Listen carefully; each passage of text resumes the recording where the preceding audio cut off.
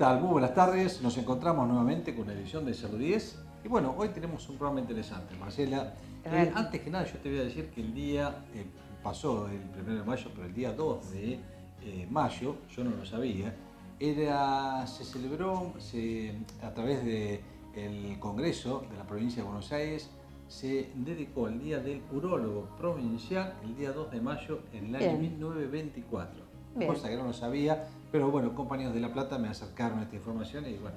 Saludamos a todos los urólogos y a usted presente. Mis colegas. Bien, importante. Bueno, estuvimos en una conferencia de prensa con nuestro camarógrafo, se lanzó la campaña de cáncer bucofaringio o de cáncer bucal fundamentalmente, y es una de las tantas, digamos, campañas que se van a realizar durante todo este año a través de zonas sanitarias, el ALSEC, el grupo GAPO y también el Hospital de Pintos.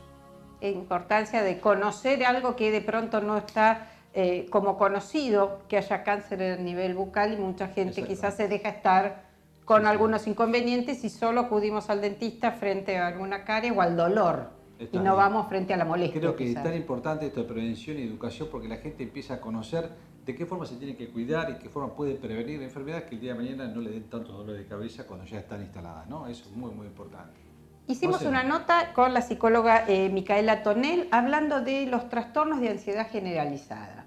En algún momento hablamos con ella sobre los TOC, ahora hablamos de los trastornos de ansiedad, algo que realmente patologías, como siempre lo hemos tratado, muy actuales, donde este ritmo de vida nos lleva a estar generando situaciones de estrés constantemente, y esto es una de las patologías más comunes de atención en los psicólogos. Bueno, y también, corriendo el eje de la información, como dicen los noticieros, hablamos sobre una patología que se llama epistaxis, que es cuando sangra la nariz, y para eso le invitamos al doctor Leandro Corbellini, especialista en otorrinolaringología, que nos explica un poco cuáles son las causas que pueden provocar esto y cuáles son los métodos de diagnóstico y tratamiento para esta patología. Bien, en mi micro, la importancia del desayuno. Lo he tratado varias veces, pero siempre encontramos que alguien dice yo no desayuno porque me hace mal, y después a las 2 horas están comiendo mate con bizcocho. Y creo que es una de las comidas más importantes que tenemos durante el día. Es la más importante, exactamente. Así que bueno, algunos datitos para tenerlo en cuenta. Empezamos con el programa.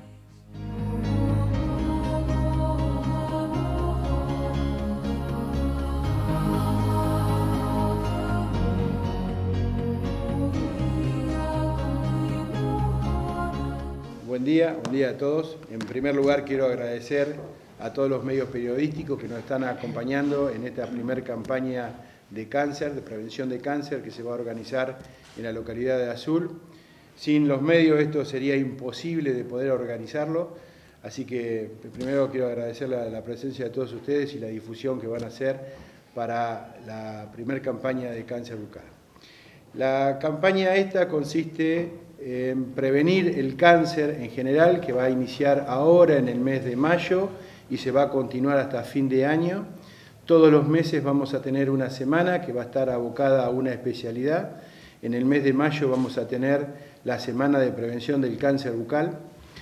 Vamos a iniciar con ella, en la cual se van a dar algunas charlas y después vamos a hacer la atención, que bueno, dejo la parte operativa para que la gente que está acompañando en esta organización, que es la ALSEC y el grupo GAPO, lo puedan expresar y puedan decir cómo nos estamos organizando la semana para que todos los habitantes concurran al lugar a poder revisarse.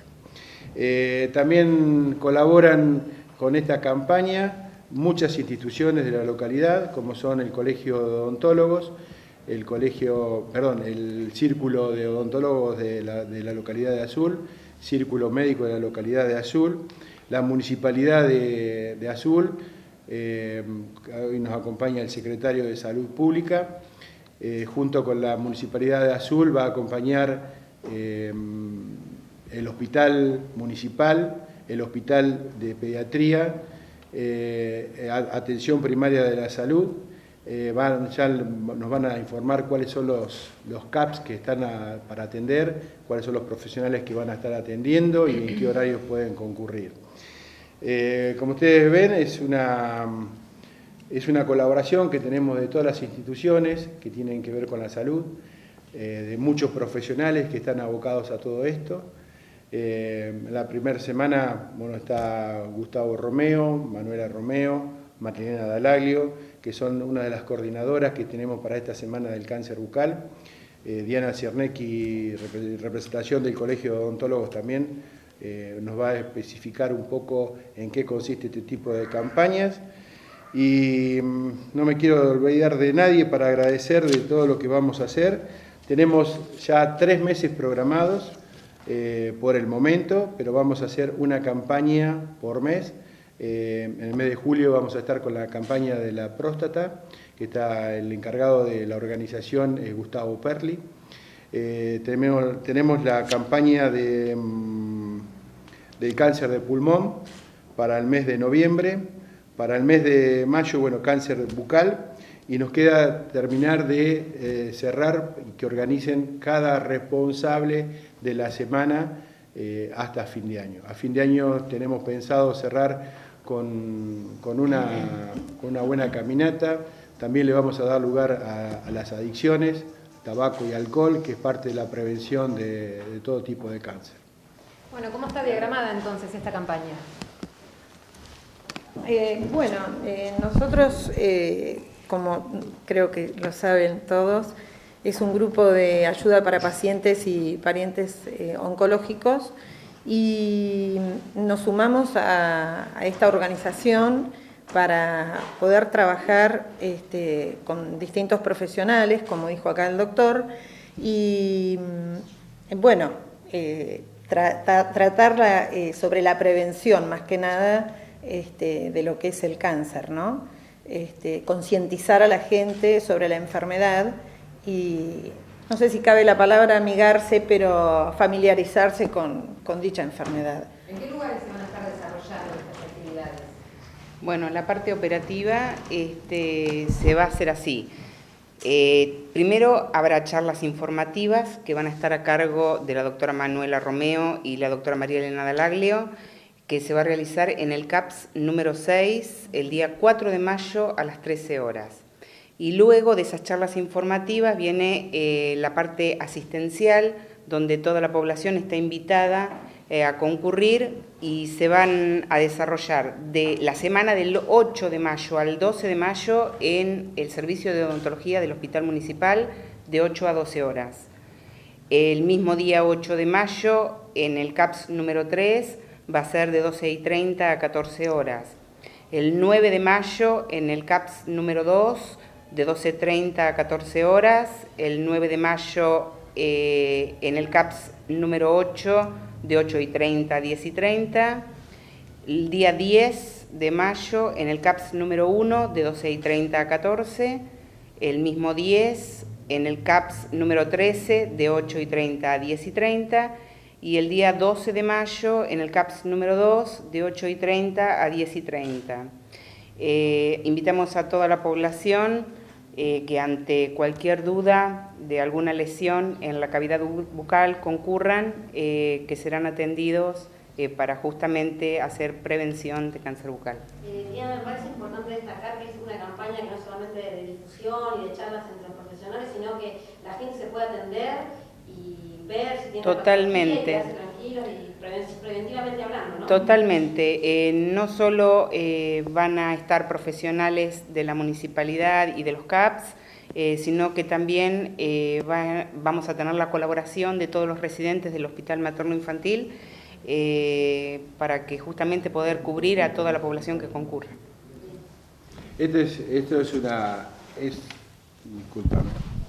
Es una enfermedad que no tiene edad. El mejor método de curarla es la prevención. Lo mejor que hay es agarrarla a tiempo. Es una enfermedad que entre todos los enfermos de cáncer, el 6 o el 7% de las personas padecen una patología.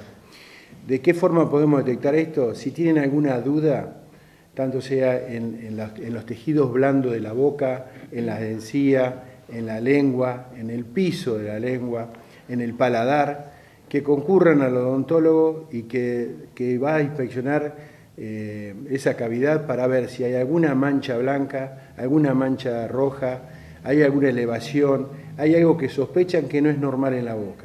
Yo les pido que concurran para que vean, para que los odontólogos van a estar preparados. En ese momento no se va a hacer la biopsia, se va a organizar para hacer una biopsia, que está todo organizado, se va a mandar a analizar, vamos a saber de qué estamos hablando, vamos a tener un diagnóstico de certeza y a partir de ahí se puede trabajar. Está todo organizado para poder trabajar, para hacer el diagnóstico y si es necesario seguir con el tratamiento. Generalmente en este tipo de campañas son muy pocas las personas que continúan en el tratamiento, pero no hay mejor forma de agarrarlo a tiempo. Y si es necesario seguir con el tratamiento, se pueden hacer acá en Azul, y si hay que hacer alguna derivación, también tenemos organizado que se puedan seguir el tratamiento a la derivación final de esta enfermedad. Doctor Juárez, aporta mucho la red que tiene el Estado municipal, ¿no?, para hacer este tipo de campañas. Sí, en realidad se ha puesto a disposición, ha estado trabajando en la coordinación de todas estas actividades que recién puntualizaban el doctor Ursuripé, el director del hospital, junto a quienes van a estar atendiendo, que es la doctora Cora Moldi, Carolina Puleo, que se van a hacer cargo de estos exámenes de la población que asista a los distintos CAPS en los días y horarios que recién estaban explicando.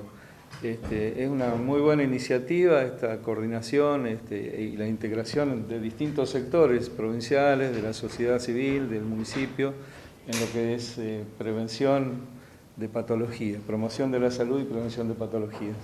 Así que está todo dispuesto para que la comunidad pueda asistir y tener un examen bucal y estar pensando en estas patologías que a veces uno se olvida y se limita a pensar que con una topicación de flúor, un examen odontológico, terminamos con la consulta al odontólogo y hay más cosas para ver.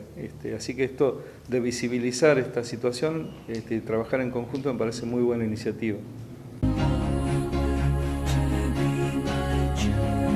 Bien, nuevamente con nosotros Micaela Tonel.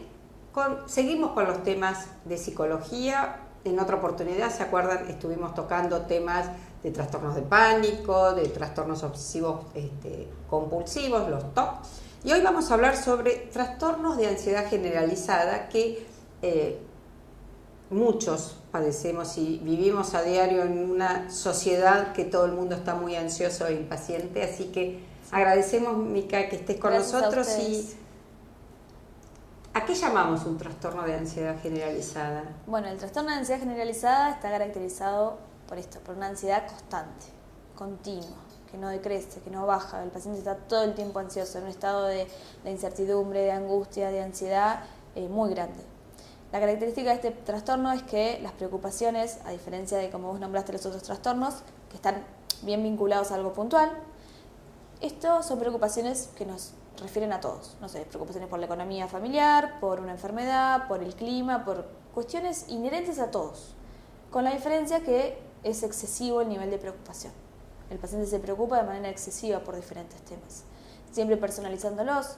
Si tiene, no sé, hay alerta meteorológica, siempre la tormenta va a ser, no sé, arriba de la casa, va a caer un trueno, va a caer un rayo, y empiezan con una seguidilla de pensamientos en cadena que no pueden frenar. Entonces termina siempre en catástrofe. La lluvia, que uno se preocupa porque dejaste la ropa afuera, bueno, ellos terminan en una inundación, en cualquier cosa. Las cosas más insólitas que se te puede ocurrir, los pensamientos en cadena llevan a esto. La preocupación es excesiva y ellos sienten que el nivel de afrontamiento que tienen ante estas preocupaciones es nulo. O sea, que no lo pueden resolver. Entonces aumenta la ansiedad, llevando a veces a desgastes o malestares físicos. Tienen colon irritable, mucho dolor de estómago, dolores de cabeza, contracturas, problemas en las cervicales. Están todo el tiempo tensionados, entonces le empieza a generar problemas a nivel físico. Claro. Esto a veces uno en la práctica ve esta gente que dice qué mala onda, o siempre el enojado, el que todo lo ve, si hay sol porque hay sol, si hay nubes porque hay nubes, si hace frío porque se hace calor, si es feriado, o sea, a todo, esas personalidades que uno dice. Que si mi hija se va de viaje pero se va a subir al avión y el avión se va a caer, pero se va de viaje, en vez de estar contenta porque la hija se va de viaje, está pensando en la catástrofe que va a pasar si el avión se cae.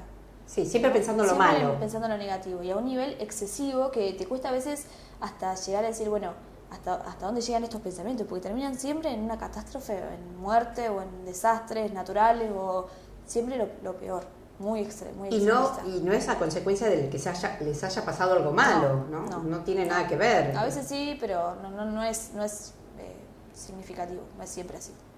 ¿Y cómo detectamos esto? O sea, fácilmente quiero decirlo, detectamos porque uno... Pero ¿cómo detectamos que es patológico? Porque por ahí gente que tiene mal humor o que con el ojo negro, que todo lo ve mal, uno dice, lo encuentra todos los días. ¿Cómo lo guiamos a que esto es tratable? Porque el malestar también, como en los demás trastornos, es altamente significativo. Y influye a nivel familiar, porque se ponen irritables, de mal humor, viven angustiados, viven preocupados, no duermen. A veces te los derivan por suerte los médicos porque llegan con malestares físicos que son producto del nivel de tensión que están sufriendo. Sí, es detectable. Por suerte es detectable. Incluso para los familiares, porque ya llega un punto que no se vuelven...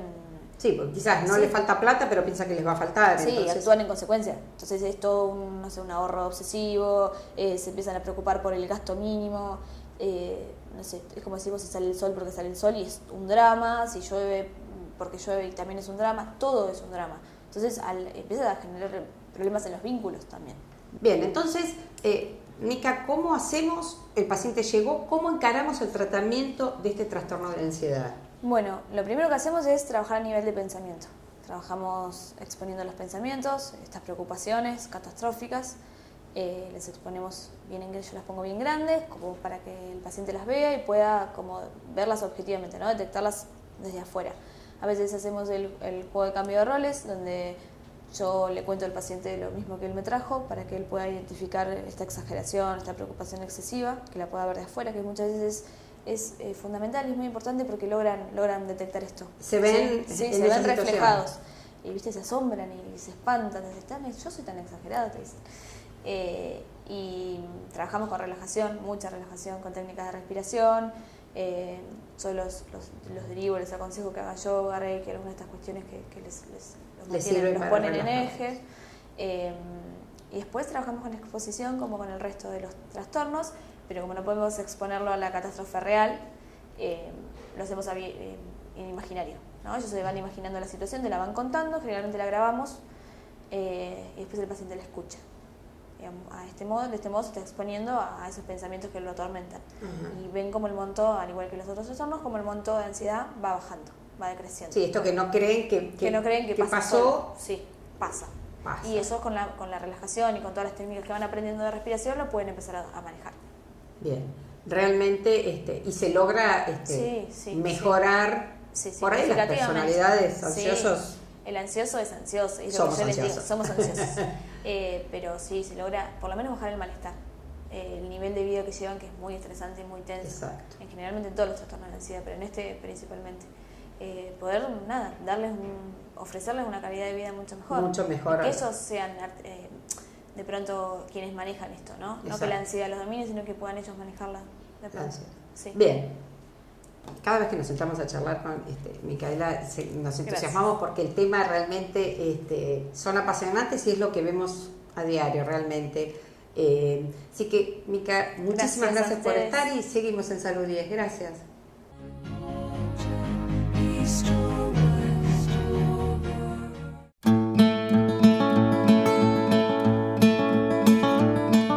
El tema de hoy de mi micro va a ser la importancia del desayuno. Es un tema que lo hemos charlado en varias oportunidades, pero creo que sigue siendo importante el tomar conciencia de empezar el día con una buena cantidad de energía para lograr que el día realmente sea óptimo en cuanto a la resistencia, en cuanto al trabajo, en cuanto a todo aquello que tiene que ver con desarrollar una tarea laboral o intelectual o de ama de casa, que donde realmente también se gastan muchas calorías. El desayuno viene de desayunar, dejar de ayunar. Ese es el concepto principal. Durante las horas del sueño, que supongamos son 8, el cuerpo sigue funcionando, o sea, no nos morimos. O sea, el cuerpo sigue manteniendo la cantidad de energía para lo que se llama el metabolismo basal. Metabolismo basal es la cantidad de energía necesaria en condiciones de descanso, sin estrés, sin ninguna situación de enfermedad, en condiciones de posición horizontal, en un ambiente agradable, sin situaciones que alteren el descanso, a una temperatura adecuada. Ese es el mínimo de calorías para hacer eso, o sea que de las 2.000, 2.500 calorías que por ahí consumimos habitualmente, 1.000, 1.200, esto depende de la edad, del sexo, de un montón de factores, van a ser necesarias para mantener que el cuerpo siga viviendo, sin hacer nada. Porque el valor calórico total, la energía que voy a necesitar, es la suma de ese metabolismo basal más la actividad física más la acción dinámica específica o el efecto termogénico de los alimentos, que significa cuando yo consumo alimentos, dependiendo del nutriente principal que tenga, sea hidratos de carbono, proteínas y grasas, hay un extra que es por el metabolismo de los mismos, que es un 10%.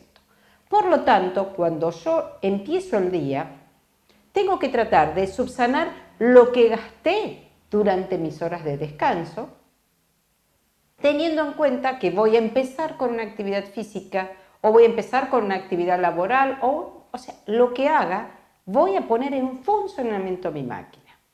Cuando yo desayuno, corto ese ayuno que tengo desde la cena y durante toda la noche, lo que hago es poner en funcionamiento mi máquina. Muy al revés de que mucha gente dice, no, yo no desayuno, mi primera comida, me cuesta adelgazar. Precisamente no hay consumo. O sea, cuando yo como, se pone en funcionamiento la máquina y gasta calorías. O sea que acá está un poco el secreto de que cuantos más veces coma, más pongo en funcionamiento mi máquina, más calorías voy a gastar. Independientemente de lo que yo haga, metabólicamente se gastan más calorías. Entonces, pongo en funcionamiento mi máquina, pero tengo que hacer las reservas. El cuerpo es muy inteligente y guardó de la cena hidratos de carbono en el hígado, en el músculo, en las proteínas que están funcionando, las grasas. Pero ojo, si yo voy a hacer una actividad física ni bien me levante, voy a agotar rápido mi reserva de glucógeno que está en el hígado y en el músculo.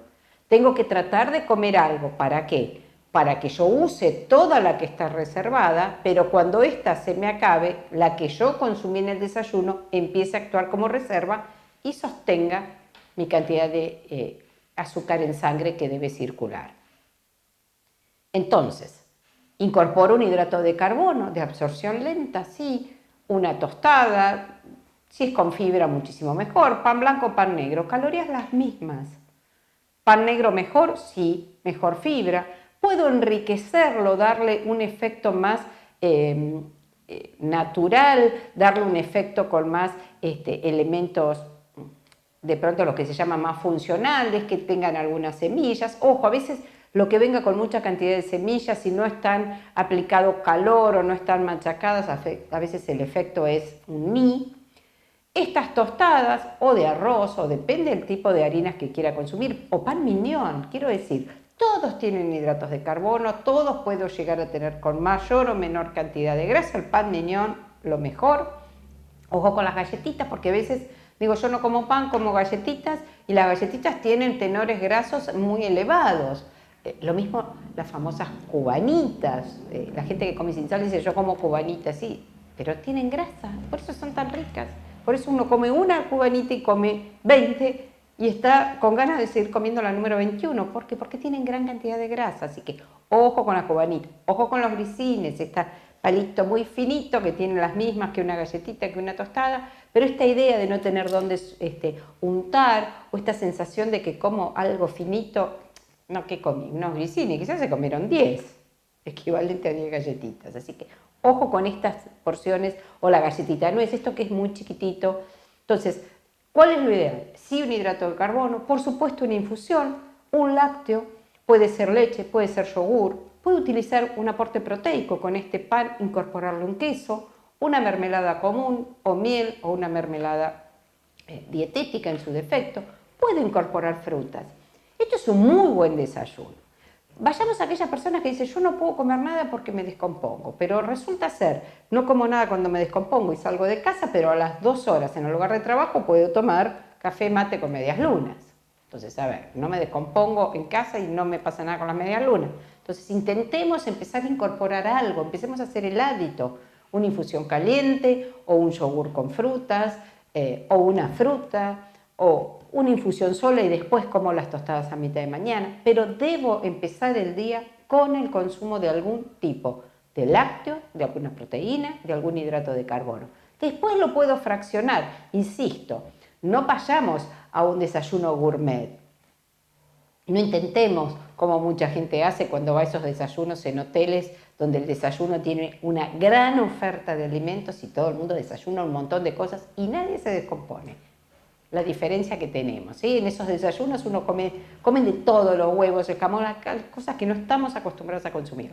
Y ahí no pasa nada. Y el desayuno de casa, sí. ¿Cuál es el problema? Pasa con los chicos con la escuela. En casa no puedo comer nada porque me descompongo y en el primer recreo, que a las 9 de la mañana están comiendo un alfajor, un chisito, papas fritas y el kiosco no es saludable.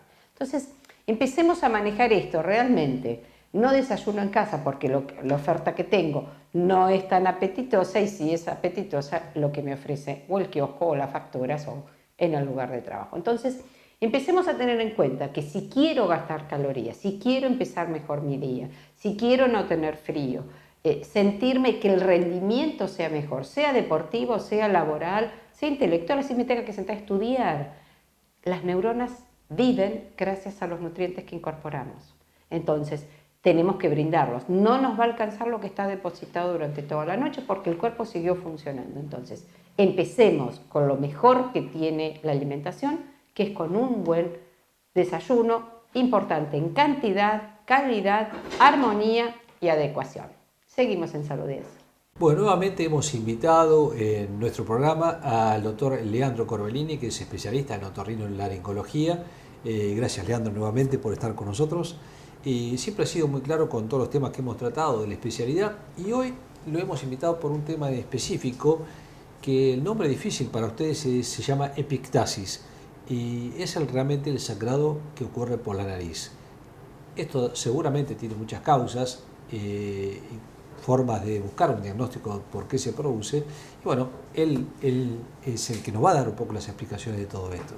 Leandro, epictasis, sangrado por la nariz. Contanos un poco de qué se trata y cuáles son las causas de todo esto, ¿no? Bien, bueno, como vos bien decías, la epistaxis, un nombre complicado para pronunciarlo, es el sangrado que puede ocurrir por la nariz o por los senos paranasales, o sea, por la fosa nasal propiamente dicha, o puede provenir también de las cavidades neumáticas que están rodeando a la nariz, ¿está bien? Sí. Que el origen, digamos, es más que nada para hacer que el cráneo sea más liviano, es donde se produce la sinusitis o los senos paranasales.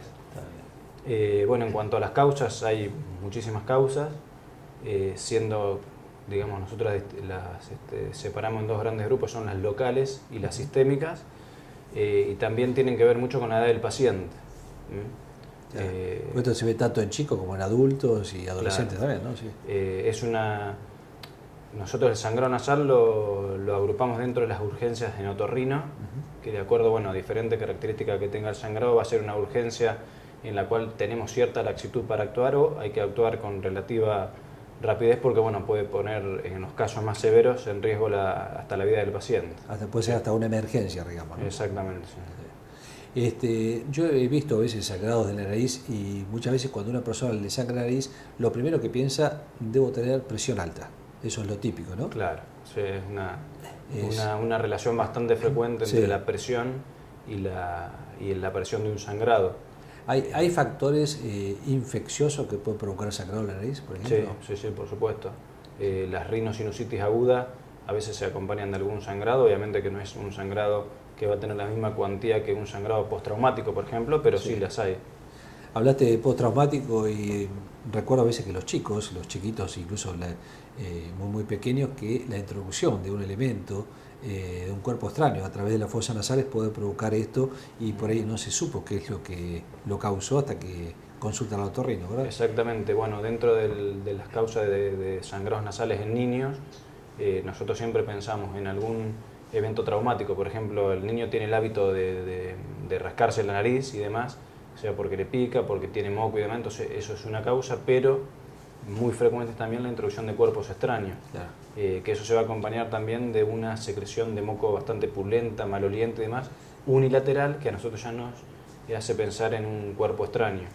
Cuando lo retiramos o ya por la misma introducción del cuerpo extraño también hay sangrado nasal, exactamente. Sí, sí. ¿Las adenoides pueden producir sangrado? No, las adenoides, si no hay ningún otro proceso agregado, normalmente producen una obstrucción ventilatoria, pero normalmente no generan sangrado. Y los adolescentes, a veces uno cuando piensa en adolescentes piensa en factores alcoholismo, cigarrillo o drogadicción. Claro, exactamente. ¿Pueden producir, digamos, en algún caso también cualquiera de estas tres causas algún sangrado a nivel nasal? Sí, por ejemplo, a ver, el alcoholismo per se no, pero como el alcoholismo también trae aparejado otras complicaciones, por ejemplo, alteraciones hepáticas o alteraciones renales, eso a raíz de distintos factores que influyen en la coagulación y demás puede producir un sangrado. En cuanto a los tóxicos, por ejemplo, la inhalación de distintos productos que pueden ser el Poxirrán que tiene tolueno o bueno, la cocaína, mismo, sí. Eso se ve muy frecuentemente porque lo que hace la cocaína es a través de un mecanismo de vasoconstricción, o sea, de quitarle irrigación a la nariz, va lastimando los vasitos que tiene la nariz, o sea, las venas y demás, y produce sangrado, o sea, perforación septal con sangrados eventuales. Por eso que muchos tienen perforación del tabique, digamos, ¿no? Exactamente, que no es algo que se ve en todos los pacientes que abusan de la sustancia, pero cuando se ve uno ya tiene que interrogar sobre esa conducta. Sí, sí. Bueno, ¿y cómo la tratamos? La epistaxis de acuerdo a la causa que lo tenga, ¿no es cierto? Si es un cuerpo extraño, como vos bien lo dijiste, bueno, extrayéndolo, ¿no es cierto? Claro. Pero hay personas mayores que pueden tener alteraciones vasculares o tener algún tipo de alteración que tenés que tomar intervención desde el punto de vista de tu especialidad. ¿Y qué sería así? Bueno, lo primero que hacemos cuando hay un paciente que está sangrando, por ejemplo, si es un paciente adulto, ya en nuestra cabeza tenemos que tener en cuenta... Perdóname 2 segundos, te corto. ¿Cuándo debería ir a consultarte primero el paciente? Perfecto. Cuando tiene un sangrado, ¿no? Muy bien. Dentro de las conductas que podemos hacer, o sea, que puede hacer el paciente en su casa, sí. Empieza con un sangrado, lo primero que tiene que hacer evacuar la nariz, o sea, sonarse bien fuerte la nariz para evacuar los coágulos que puedan hallarse en el interior. ¿Por qué? Porque eso favorece la cicatrización. Si hay un coágulo mucho tiempo, paradójicamente no deja que el vasito que está sangrando se cierre y va a seguir sangrando de forma indeterminada. Eso es lo primero que hay que hacer. Sí. Seguido a eso hay que tomar un algodón, que cualquier persona tiene en la casa, sí. Lo embebe en agua oxigenada o si no tiene agua oxigenada en agua de la canilla y lo escurre bien y eso va a la fosa nasal que esté sangrando. Como el 90% de los sangrados habitualmente se producen en el área anterior de la nariz, que es un área muy vascularizada, con apoyar el algodón ahí y comprimir las alas nasales por un tiempo de 10 minutos, debería ceder. Debería parar. Si el sangrado, claro, no es arterial o no está asociado a alguna causa. Sí, sí. Y bueno, si a pesar de eso el sangrado continúa, tiene que asistir a una guardia. Así todo, el mito popular que dice que cuando nos sangran tenemos que ponernos para atrás, no, al contrario, para adelante, ¿sí? Porque cuando nosotros nos ponemos para atrás, la sangre va a fluir hacia la garganta, produciendo episodios de tos irritativa, la puede tragar y a su vez va a venir con vómito, puede irritar el estómago, entonces la evaluación posterior es mucho más complicada para nosotros. O sea, hacia adelante, ¿eh? Hacia adelante, sí, exactamente. Y comprimir el ala nasal, la parte más inferior, porque arriba es toda una estructura, o sea, no vamos a comprimir absolutamente nada. Y en algún caso, digamos que ya ha llegado a la guardia y no logramos parar este sangrado, ¿qué es lo que se hace para lograr de ver qué es lo que está pasando, ¿no? Bueno, en primer lugar... Ahí te van a llamar a vos seguro, ¿no? Claro, ahí, exactamente. Normalmente los sistemas de guardia, por ejemplo en el hospital, se maneja con guardia pasiva los especialistas. O sea, llegan, le hacen la evaluación inicial al médico clínico y ante la imposibilidad de tener el sangrado, bueno, ahí ya nos llaman. Está bien. Obviamente que pues hay que estar, digamos, a disposición sin sangrar que ir rápido, sí. Porque es un sangrado que puede ser leve, pero puede ser cuantioso también. Si nos llama, asumimos que es algo que no se puede detener. Sí. Lo primero que hay que hacer es identificar el sitio sangrante, que en el caso de los sangrados anteriores, que como te decía hoy es el 90%, es bastante sencillo, está bien, porque se ve, puede ser una arteria o capilares que estén sangrando, es sencillo, sí. Pero a veces se dificulta un poquito cuando el paciente tiene desviaciones del tabique, alguna malformación en la nariz y demás, o si el sangrado es posterior, que es el otro 10%, claro, que si bien es menos frecuente, tiene algunas características que lo digamos, diferencian del otro sangrado. Por ejemplo, que el vaso a veces es muy difícil de visualizar, entonces tenemos que usar elementos ópticos que eso sí ya es bien de especialista. Sí, sí. Es un sangrado que puede comprometer la vida del paciente, así que hay que actuar con cierta rapidez. Incluso cuando llegamos el paciente a veces ya le bajó un poquito los parámetros hematológicos y demás y hay que actuar rápido. En ese caso ya es otra cosa aparte, pero si el sangrado es anterior, lo primero que hacemos es maniobras compresivas, pero ya con taponajes. Más a presión, claro, digamos. o sea, nosotros asumimos que el paciente está sangrando, pero si no tiene alguna alteración de la coagulación conocida, con esa medida va a ceder. Sí. Ya que el taponaje se coloca, es un taponaje que es laborioso ponerlo y demás, y tiene que estar 48 horas. Se cubre al paciente con antibiótico y demás, y después de las 48 horas se lo retira también el especialista y evalúa a ver si hay un vaso sangrando. Claro, exactamente. Se vienen las épocas de alergias en otoño, y muchas veces también puede ser la causa de rinitis crónicas de epistaxis o de sangrado nasal. Claro, exactamente. Una de las causas locales, que te había dicho hoy que están locales y sistémicas, es la rinitis que puede ser atópica o alérgica, o la rinitis atrófica, incluso que son causas de epistaxis, de sangrados nasales, normalmente anteriores y benignos. El abuso de las gotas nasales o de los aerosoles nasales, ¿puede provocar también esto? Sí, también. Además de provocar otra cosa, ¿no? Es otra causa, claro. Tiene un efecto similar a lo que hablamos hoy con los tóxicos, obviamente que en menor escala, donde el efecto de vasoconstricción para lograr una mejor permeabilidad nasal hace que con el tiempo esos vasitos se vayan lastimando y puede aparecer, sí, sangrado, menos cuantioso que un sangrado arterial y demás, pero puede ser una causa, sí, exactamente.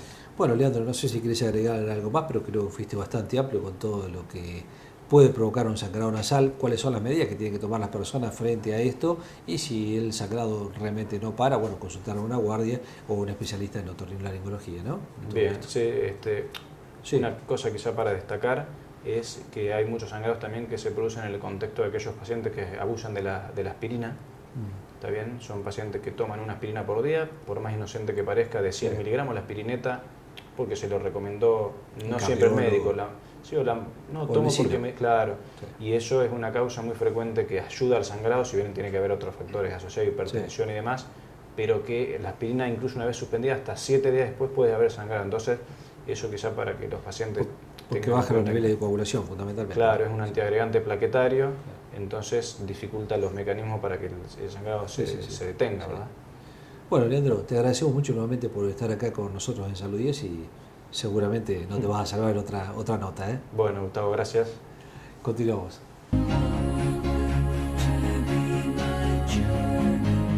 Llegamos al final de la edición de Salud 10 Televisión. Muchísimas gracias por acompañarnos. Y hoy tuvimos desde una conferencia de prensa donde se largó la campaña de patologías bucales y fundamentalmente el cáncer bucal, que se va a realizar durante toda esta semana, y acérquense a los lugares de atención para hacer una prevención sobre este tipo de enfermedades. Me pareció muy interesante esta iniciativa de las zonas sanitarias junto al LALSE, el grupo GAPU, que es muy y el círculo de odontólogos, que fue los que están, los profesionales del círculo odontológico. Una nota con la licenciada Micaela Tonel, esto de los trastornos de ansiedad generalizada. Seguramente todos encontramos todos tenemos esa patología de ansiedad habitual. Exactamente. Hablamos del sangrado de la nariz con el doctor Epistaxis, con el doctor Leandro Corbellini. También, bueno, un poco repasó todas las causas que pueden provocar este tipo de enfermedad. Y la importancia del desayuno. ¿No? Hay que aprender que lo más importante de las comidas es el desayuno. Perfecto. Es cortar el ayuno. Desayunar significa no cortar el ayuno de las 8 horas del sueño. Muy bueno, muy bueno. Así que... Muchísimas gracias por acompañarnos y en 7 días. En 7 días nos vemos. Gracias por acompañarnos.